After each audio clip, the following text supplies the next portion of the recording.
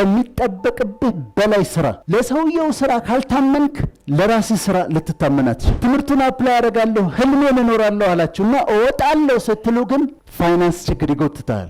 ታነባለህ፣ ተጨማሪ ትምህርት ትማራለህ፣ ትሬኒንግ ትወስዳለህ፣ በፕሮፌሽን ታድጋለህ፣ ትጨምራለህ፣ መለወጥ አለብኝ ትላለህ፣ በኃይል ትነዳዋለህ። ልትለወጡ ስትታገሉ እነሳለሁ፣ እወጣለሁ፣ የራሴን ነገር ጀምራለሁ፣ ከፍታን ወርሳለሁ ስትሉ የምድር ግራቪቲ ይጎትታቸዋል፣ ይታገላቸዋል። ትግላለሁ ቀላል አይደለም። ለህልማችሁ ስትኖሩ የመጀመሪያው ፌዝ ላይ ክላይምብ ስታደርጉ ይታገላቸዋል። ገንዘብ ታጣላችሁ ምናምን፣ ያ ሴኩሪቲው የለም። ትግል አለበት፣ እሱም ማለፍ አለባችሁ።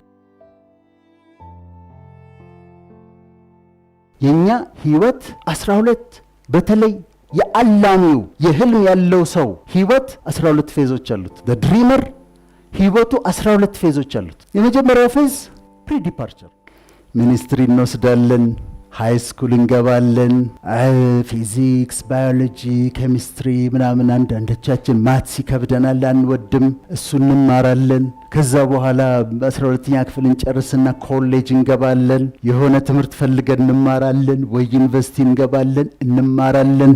ይሄ ፕሪ ዲፓርቸር ስራ ልጀምር የዝግጅት ነው። ኤዱኬሽን ፕሪፓሬሽን እና የፕሪፓሬሽን ነው፣ ዝግጅት ላይ ነው። አሁን አንዳንዶቻችሁ ያላችሁት እዚህ ጋር ይሆናል። በትምህርት ራሳችሁን የምታዘጋጁበት የታላችሁትን ያገኛችሁትን ትምህርት የምትማሩበት ጊዜ ነው። የመጀመሪያው ፌዝ ነው። ስራ አልጀመራችሁም። አክስቶቻችን ናቸው ብር የሚሰጡን ወይ ወላጆቻችን ናቸው ብር የሚሰጡን ለሳሙና ብለው። እኔ እዚህ ጥቁር አንበሳ ነው ሜዲካል ስኩል የተማርኩትና አንዷ እህቴ ከካናዳ ትልክልኝ ነበር። 100 ብር በወር ትልክልኝ ነበር፣ ግን ከብዙ ዓመት በፊት እና ለዛ ጊዜ ብዙ ነበረ። ስለዚህ ዘመዶቻችን ናቸው የሚረዱን። የቤታችንን ሽሮ ነው የምንበላው፣ ያገኘነውን ገንዘብ ነው የምንጠቀመው፣ እየተማርን ነው።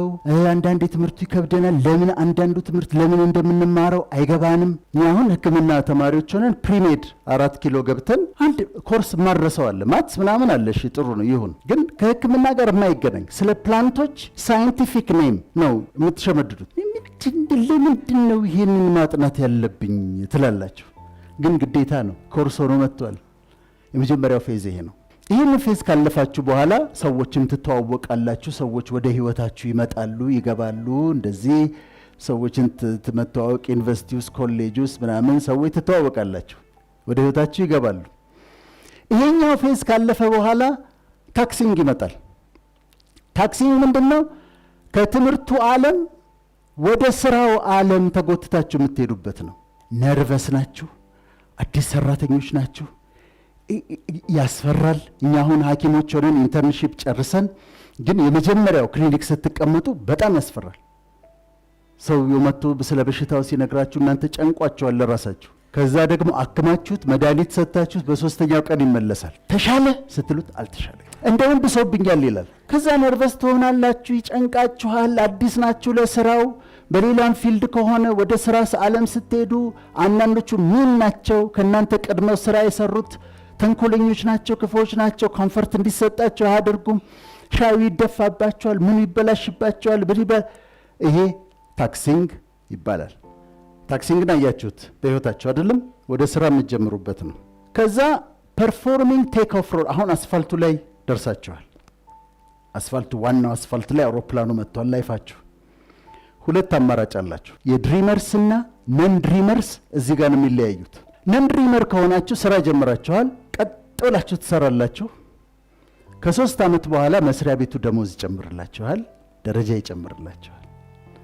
ሌላ 3 ዓመት ይጠብቅና ደሞዝ ይጨምርላችኋል፣ ደረጃ ይጨምርላችኋል። አሁን መሬት ለመሬት ነው የምትሄዱት። ቴክ ኦፍ የማድረግ ሐሳቡም የላችሁም። ከዛ ሌላ ዓመት ትጠብቃላችሁ፣ ደሞዝ ይጨምራል፣ ደረጃ ይጨምራል።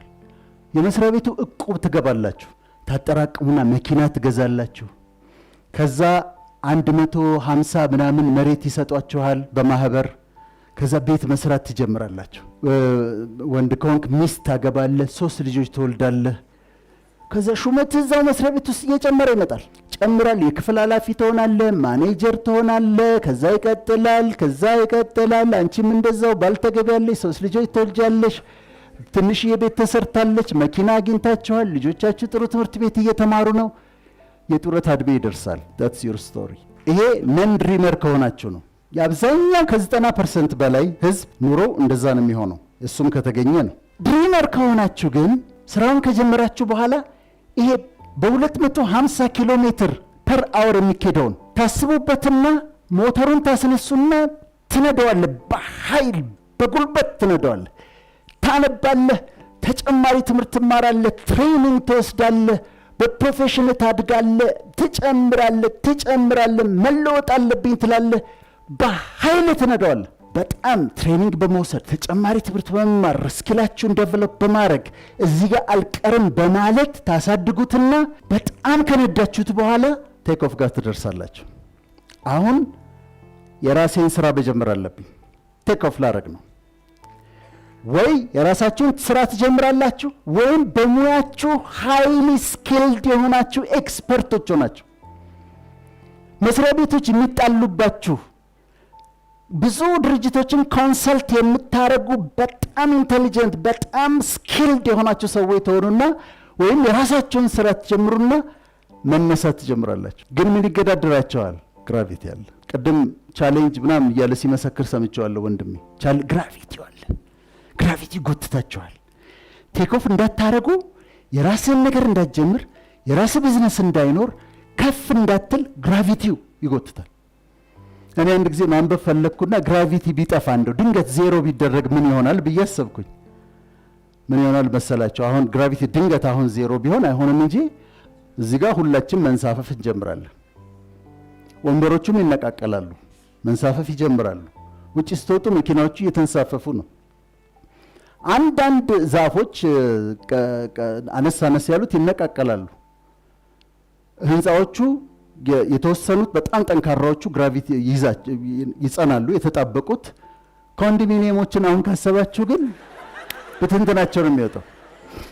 አንድ ኮንዶሚኒየም አይተርፍ። ስለዚህ ልትለወጡ ስትሉ ድሪምስ ተምራችሁ ዴቭ ጋር ልትለወጡ ስትታገሉ እነሳለሁ፣ እወጣለሁ፣ የራሴን ነገር ጀምራለሁ፣ ከፍታን ወርሳለሁ ስትሉ የምድር ግራቪቲ ይጎትታቸዋል፣ ይታገላቸዋል። ትግላለሁ፣ ቀላል አይደለም። ፋይናንሻል ሴኩሪቲ አትሆኑም። አሁን የቅድሟ ደሞዟ ላይ ምንድነው? ወር ትጠብቃላችሁ፣ ደሞዛችሁን ትቀበላላችሁ፣ ሰላም ነው። ባጀት ታደርጋላችሁ፣ በሰላም ነው የምትኖሩት። አሁን ግን አድቬንቸር ፈለጋችሁ። ትምህርቱን አፕላይ አደርጋለሁ፣ ህልሜን እኖራለሁ አላችሁና እወጣለሁ ስትሉ ግን ይጎትታል። ፋይናንስ ችግር ይጎትታል። የሰዎች ኦፒኒየን አርፋት ሰራ ነበር እንዴ አንተ የራሴን ንግድ ጀምራለህ አታፍሪም እንዴ አንቺ ነው ይሏቸዋል። ስለዚህ ግራቪቲ ይጎትታቸዋል። እሱን ተቋቁማችሁ ይሄ ፓይለቶች የሚፈተኑበት ሰዓት ይሄ ነው። ብዙ ጊዜም አደጋ የሚደርሰው ቴክ ኦፍ ላይ ነው። ይሄንን ተቋቁማችሁ ስታልፉ ወደ ኢኒሻል ቴክ ኦፍ ከዛ ወደ ኢኒሻል ክላይምብ ትሄዳላችሁ። ግራቪቲውን ተቋቁሜው አልፍ ያለው እየወጣሁ ነው፣ አሁን ክላይምብ እያደረግኩ ነው ትሉና አሁንም የግራቪቲ ተጽዕኖ አለ ኢኒሻል ክላይምብ ላይ። የሰዎች አስተያየት አለ፣ ይወድቃል ይሏቸዋል። ተመልሶ ይመጣል፣ አሁን ተመልሶ አፕላይ ያደርጋል ይሏቸዋል። መስሪያ ቤት ዝም ብሎ አጉል ቪዥነሪ ነኝ ምናምን ብሎ ሚሊዮነር ነኝ ይላል፣ ቪዥነሪ ነኝ ይላል። ችግር ሳይገጥመውማ አይቀርም ይሏቸዋል። ከዛ ንግግሩ ብዙዎችን ይጥላል። ድሮ ያነበብኩት አንድ የእንቁራሪቶች ታሪክ ነበርና እንቁራሪቶች ፖል ላይ መውጣት ውድድር ጀምረው እየተወዳደሩ ያንዷ ስትወጣ ይናገራሉ። ሰዎች ቆመው ትወድቃለች ይላሉ። ከዛ እንቁራሪቷ ግማሽ ላይ ትደርስና ትወድቃለች። አሁንም ሁለተኛዋ ተወጣና አንድ ሶስተኛው ከወጣች በኋላ ልትወድቅ ነው ይሏታል። ትወድቃለች። እንዴ 3-4ቱ እንደዛ ወደቁ።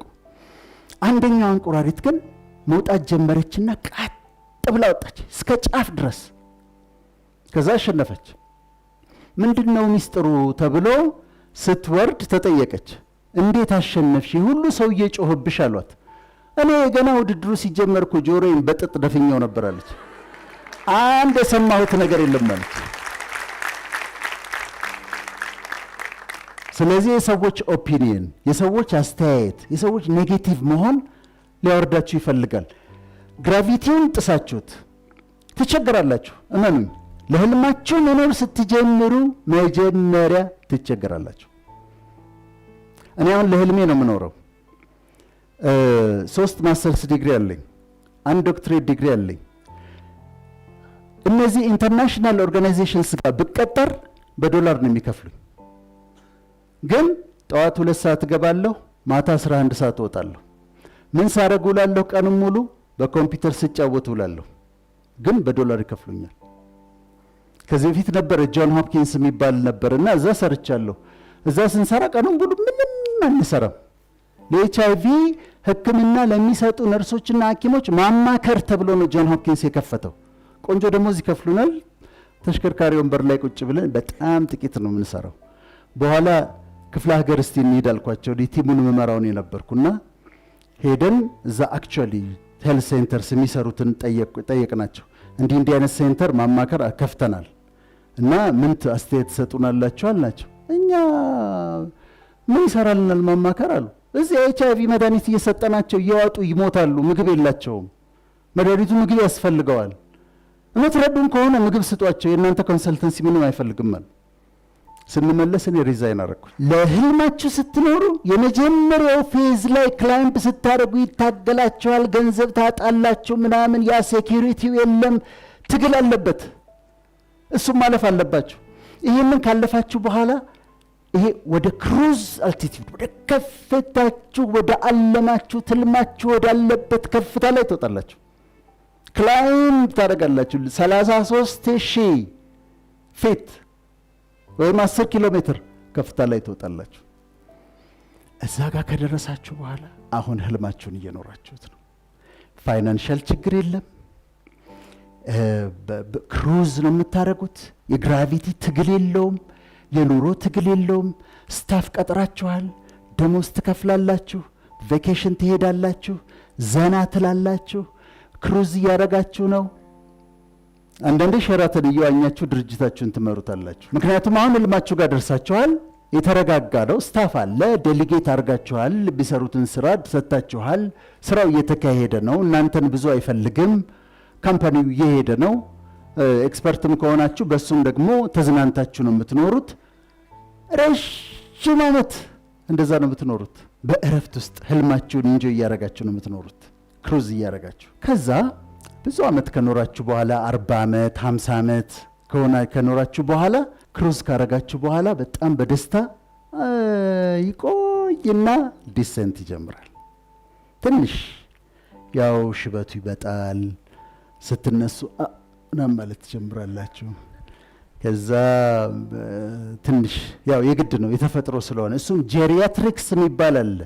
ኒውትሪሽናችሁን ካስተካከላላችሁ እና ኤክሰርሳይሳችሁን ካስተካከላችሁ ሳታረጁ መሞት ይቻላል። በጤንነት ራሳችሁን ከጠበቃችሁት፣ አቢዩዝ ካላረጋችሁት፣ ያን ከሆናችሁ መቀጠል ትችላላችሁ። ስለዚህ ዲሴንት ትንሽ ቀስ እያለ ዲሴንት ይመጣል። ይሄ እንግዲህ በ80 ዓመታችሁ በ90 ዓመታችሁ ነው። አይዟችሁ በኋላ ነው በጣም በኋላ። ከዛ በኋላ አፕሮች ይመጣል። አሁን ቆማችሁ ማሰብ ትጀምራላችሁ። አም ጎይንግ ቱ ፓስ አዌይ፣ ወደማይቀረው ሊሄድ እችላለሁ። ስለዚህ ሌጋሲን ማስተካከል አለብኝ። የሚተኩኝን ሰዎች መተካት አለብኝ። ለልጆች አንዳንድ ነገር ማድረግ አለብኝ። ፕላን ማድረግ አለብኝ ትሉና ፕላን ታደርጋላችሁ። ለሌጋሲ ትሰራላችሁ። በ80 በ90 ዓመት ሌጋሳችሁን ታስተካክላላችሁ። ከዛ በኋላ ላንዲንግ ይመጣል። we have to land መጨረሻ ላይ አንቀበለውም። ግን እኔ ባለፈው አንድ ኢንተርቪው ላይ እኔ ባክ ብዙ ምኖር አይመስለኝም ምናምን አልኩት። በጣም መንፈሳዊ ነገር ውስጥ ነበርኩና አንድ ሲጠይቀኝ በጣም እኔ ብዙ ምኖር አይመስለኝም አልኩት። ከዛ አንድ ሰው ሰምቶ ኢንተርቪውን ጠየቀኝ። ምን ማለትህ ነው? ያመነህ ነገር አለ እንዴ?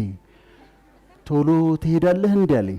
91 92 ድረስ ከኖርኩ ይበቃል አልኩት። ስለዚህ ላንዲንግ ይመጣል። ከላንዲንግ በኋላ እኛ የምናውቀው ነገር የለም። አንዳንዶቻችንን ሱፍ ያለብሱናል። መስተዋት ያለውን ነገር ውስጥ ሳጥን ሊሆን ይችላል፣ እንደሱ ያሳምሩናል። ላንድ ማድረግ የግድ ነው። ከዛ ወደ አንድ ቦታ ይወስዱናል፣ ወደ አንድ ተርሚናል ይወስዱናል፣ ወደ ተመረጠልን። መጨረሻ ላይ እንግዲህ 12ኛው እንደ እምነታችሁ ከሞት በኋላ ህይወት አለ ወይ የሚለው ጥያቄ ነው። እንግዲህ እስልምናም በክርስትናም ላይፍ አፍተር ዴዝ አለ። እዛው ጋር ታወራርዳላችሁ። እሱን አላውቅም እኔ። አንዳንድ ሰዎች ሲኦል አለ ቢለውን ለመቀበል በጣም ይቸገራሉ። አንዳንዶቹ እንደው በቃ ሞተን ነው የምንቀረው ይላሉ። እሱን እዛው እንግዲህ የሃይማኖት መሪዎቻችሁን ጠይቁ፣ እዛ ውስጥ አልገባም። እነዚህ ናቸው የህይወታችን ምዕራፎች። እሺ አሁን ገብቶናል ምዕራፎቻችን፣ ግን ምን ልትነግረን ነው ደግሞ ትላላችሁ? አሁን የመጨረሻውን ዙር እነግራችኋለሁ። ፕሪዲፓርቸር ላይ ስትሆኑ፣ ዩኒቨርሲቲ ተማሪዎች ስትሆኑ፣ ሃይ ስኩል ተማሪዎች ስትሆኑ ቢ ሲሪየስ። የማይሆን ፍቅር ያዘኝ ምናምን ብለህ ህይወትን አታበላሽ። ፋንታሲ ነው፣ ብሎ ነው። ሮማንስ የእግዚአብሔር ስጦታ ነው፣ ግን በጊዜው ምናምን እሱ ራሱ አዘጋጅቶት በቃ በሚያምር ነገር አዘጋጅቶ ቀዩ አበባ ምኑ ቀዩ ምንጣፍ ተዘጋጅቶ በሚያምር ሁኔታ ትምህርት ቤት ትምህርትህን ትተህ ፍቅር ያዘኝ ብለህ ዝም ብሎ ስትንከራተት ትምህርትን አቋርጠህ ወጥተህ ሲሪየስ ሁኑ ትምህርታችሁ ላይ። ኮሌጅም ከሆናችሁ ፎከስ ኦን ዮር ኤጁኬሽን፣ ትምህርቱ ላይ አተኩሩ። ለወጣቶችም ስለሚያዩን ነው ዩቲዩብ ላይ። ሃይ ስኩልም ካላችሁ ትምህርትህ ላይ። ጫት የሚጨምርልን ነገር የለም። እኛ ስንት ዓመት ቅመነዋል፣ ምንም አይሰራም ምንም። እኔ ሀረር ልጅ ነኝና ሀረር ጫት በጣም ነውር አልነበረም እኛ ቤት። ሜዲካል ስኩልም ግን በጣም ምንም ዩዝለስ ነው። ጭፈራ ምንም አይደለም። መጠጡ፣ ስካሩ ሃንጎቨር ነው ትርፍህ። ጠዋት ተነስተህ ራስን አሞህ አስመልሶህ ራስን ጠልተኸው አትግባዛው። ዝም ብለህ ተማር። ሻይ እየጠጣህ እንጀራ እየበላ ሻይ እየጠጣህ ዝም ብለህ ተማር። ፕሪዲፓርቸር ላይ ይህን ብታረጉ፣ ወላጆች ደግሞ ጋይድ ብታረጓቸው ለህልማቸው የሚሆን አይነት ትምህርት እንዲማሩ። እኔ ልጆችን ዶክተር መሆን አለባቸው አላቸውም። 2 ሴት ልጆች አሉኝ። ኢንጂነር መሆን አለባቸው አላቸውም። ዝም ብዬ ኦብዘርቭ እያረኩ ነው ውስጣቸው ያለውን ነገር። ከዛ ሃይ ስኩል ከጨረሱ በኋላ በዛ ህልማቸው በሆነው አቅጣጫን እንዲማሩ የምፈልገው፣ አላስገድዳቸውም። አሁንም ለምን ማትስ አልደፈንሽም ብዬ አልጣላቸው። ምክንያቱም የተለያየ አለ። ማቴማቲካል ኢንቴሊጀንስ ያለ፣ ሚውዚካል ኢንቴሊጀንስ ያለ፣ ስፓሻል ኢንቴሊጀንስ ያለ፣ የተለያየ አይነት አለ። ስለዚህ ማቴማቲካል ኢንቴሊጀንሳቸው ሎ ቢሆን ታትስ ኦኬ፣ አትጨነቂ ነው የምለው። የምትችይውን ስሪ፣ ከዛ በኋላ አትጨነቂ። ስለዚህ እዚህ ጋር ወጣቶች የሃይ ስኩልም ዩኒቨርሲቲም ያላችሁ ጫቱ ይቅር፣ ሲጋራው ይቅር፣ አልኮሉ ይቅር፣ በኋላ በትክክል ይሆናል። አጉል ፍቅርም ምናምን የምትሉት ይቅር። ፍቅር የለም ማለት አይደለም፣ ግን በቃ ይሄ የሚያቃጥል እንዳላጠና አደረገኝ ምናምን የሚል ፋንታሲ ነው። ስለዚህ ትምህርታችሁ ላይ ያተክሩ ለማለት ነው። ለፕሪ ዲፓርቸሮች ነው። ከዛ እና ደግሞ ወደ ህይወታቸው የሚገቡትን ሰዎች ተጠንቀቁ። ፒር ፕሬሸር ስላለ ብዙ ሰዎች ወደ ህይወታችሁ ስለሚመጡ ያንን ተጠንቀቁ። መኪና ይዞ ስለመጣ መኪናው ላይ አትውጪ። ወጣቶች ነኝ ነው የምናገረው። መኪና ምንም ማለት አይደለም። መኪና ይዞ ስለመጣ መኪናው ላይ አትንጠልጠይ። ትልቅ ሆቴል ስለወሰደሽ ምንም ማለት አይደለም። ዱባይ ይዤሽ እሄዳለሁ ስላለ ባለሀብት መጥቶ ምንም አይደለም። ሪጀክት አድርጊው፣ እምቢ በይ እና ይሄ በህይወታችሁ የሚገቡትን ሰዎች እወቁ፣ ለዩ። ከዛ ታክሲንግ አለ። ትምህርት ጨርሳችሁ ወደ ስራው ዓለም የምትሄዱ ሰዎች ደግሞ እዚህ ስቴጅ ላይ ያላችሁ ራሳችሁን ኒት አድርጋችሁ ጠብቁ። ወደ ስራው ዓለም ልትሄዱ ነው። ንጹህ ቆንጆ ቆንጆ የምትሸቱ ጽድት ያላችሁ ሰዎች ሄዳችሁ የመጀመሪያውም ኢምፕሬሽን፣ ከዛም ወደ ስራው ዓለም ስትቀላቀሉ ሰዎች ያከብሯችሁ ዘንድ ራሳችሁን በደንብ አድርጋችሁ ጠብቃችሁ ሂዱ። እዛ ጋር ያሉትን ስራ ላይ ያሉትን ሰዎች አትፍሯቸው። ልክ እንደናንተ ነው የጀመሩት። አንዳንዶቹ እንድትፈሩ ይፈልጋሉ፣ ሊያስጨንቋችሁ ይፈልጋሉ። እንዳንተው እያላበው ነው የጀመረው። ከዛ ኒት ሆኑ። እኔ ሁሉ ጊዜ ጠዋት ኤቭሪ ሲንግል ዴይ የማደርገው እንደሆነ ልንገራችሁ። ጠዋት እነሳና ቀጥታ ቀዝቃዛ ውሃ ውስጥ ነው የምገባው። ሙቅ ሻወር አልወድም፣ ያደክመኛል ሰውነቴን። ኮልድ ሻወር ግን እወዳለሁ። ቀጥታ ተነስቼ ውሃ ውስጥ ነው የምገባው እያንዳንዷን ቀን። በ10 ዓመት አንድ ሚስ ባረክ ጨንቆኝ ነው የምውለው። ስለዚህ ራሳችሁን ኒት ክሊን ካፓብል ዌሬድ አድርጋችሁ ወደ ስራው ዓለም ተቀላቀሉ። ኮንፊደንስ ይኖራችሁ፣ አትፍሯቸው። እነሱም እየተንቀጠቀጡ ነው ስራ የጀመሩት። ስለዚህ እዚህኛው ስቴጅ ላይ ላላችሁ ማለት ነው። ከዛ አሁን ፐርፎርሚንግ ቴክ ኦፍ ፎል ቅድም ይለያያሉ ብያቸዋለሁ። ህልመኞችና እነዛኛዎቹ በቃ ቁቡ ምናምኑ ኖሩ አሪፍ ነው ኑሯቸው፣ ደስ ይላል፣ ይሁን አይደል፣ ጥሩ ነው። እናንተ ህልመኞቹ ግን እዚህ ጋር ስደርሱ ልክ ካፒቴኑ ሞተሩን አስነስቶ በኃይል ነው የሚነዳው እኮ ማመን አትችሉም። 250 ኪሎ ሜትር ፐር አወር ነው። ስራ ውስጥ ገብታችኋል፣ መለወጥ ፈልጋችኋል፣ አንብቡ። ዳዊት ሲያስተምር ይላል ፌስቡክ ላይ ጊዜያችሁን አታጥፉ ይላል፣ አንብቡ ይላል።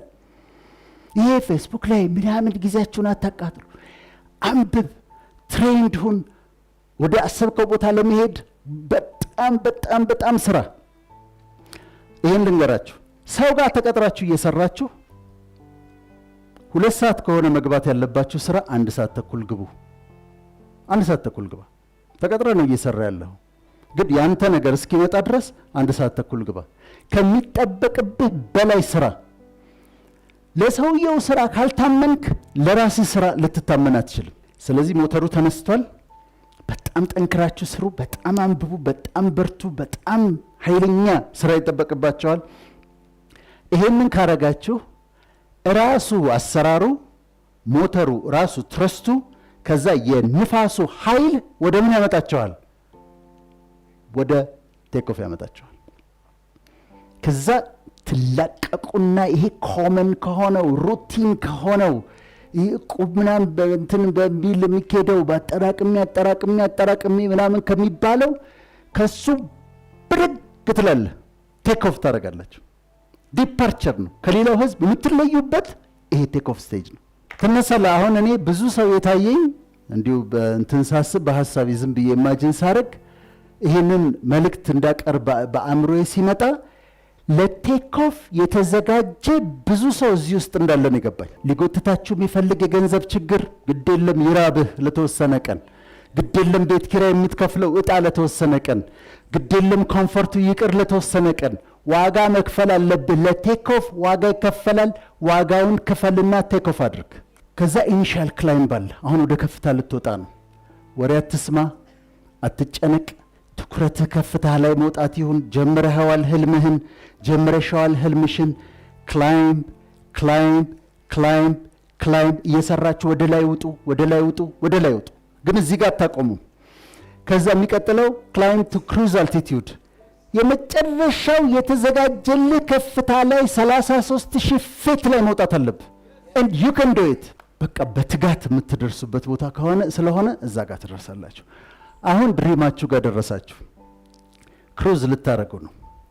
ክሩዝ ታረጋላችሁ። እዚህ ጋር ሪላክስ አድርጋችኋል። መጠንቀቅ ያለባችሁ ነገሮች አሉ እዚህ ጋር ስትደርሱ። አንደኛው አንዳንድ ሰዎች በእናንተ ከፍታ ያሉ በእናንተ አልቲቲዩድ ያሉ ሰዎች እናንተ እየበረራችሁ ከሌላ ኦፖዚት ዳይሬክሽን ይመጣሉ እና ሊገጫችሁ ልትጋጩ ነው። በፍጹም ከማንም ጋር አትጋጩ። በፍጹም ባለስልጣን ቢሆን አትጋጩት፣ ሌላ ባለ ሀብት ቢሆን አትጋጩት፣ ነገር የሚፈልጋችሁ ከሆነ አትጋጩት። ምክንያቱም እዛ ላይ መጋጨት ማለት ምን ማለት እንደሆነ ታውቃላችሁ። ሁለታችሁ ናችሁ የምትከሰከሱት። አቮይድ አድርጉ ኮንፍሊክት። ለነገሩ ሁሌም ኮንፍሊክት አቮይድ አድርጉ። እኔ አሁን በፍጹም ለመጣላት ፈቃደኛ አይደለሁም። እዚያውን ሰው አንዱ ቢናገረኝ አንደኛ አልችልበትም መደባደብ። ተደባድቤ አላውቅም። የእውነቴን ነው የምላችሁ። ከተወለድኩ ተደባድቤ አላውቅም። ሁለተኛ ብመታው እና ቢጎዳ እኔ እስር ቤት እገባለሁ። ቢመታኝ እኔ ሁለቱም ዲስአድቫንቴጅ ነው ያለው። እዚህ ላይ ስትሆኑ በፍጹም አትጋጩም። በፍጹም ከፍታው በጣም ኃይለኛ ነው። ሁለተኛ የሂውማኒቴሪያን ስራ ጋር አሶሲየት አድርጉ። አሁን እሁድ ለታ እንትን ሙዳይ ሄጄ ነበርና የምትሰራው ስራ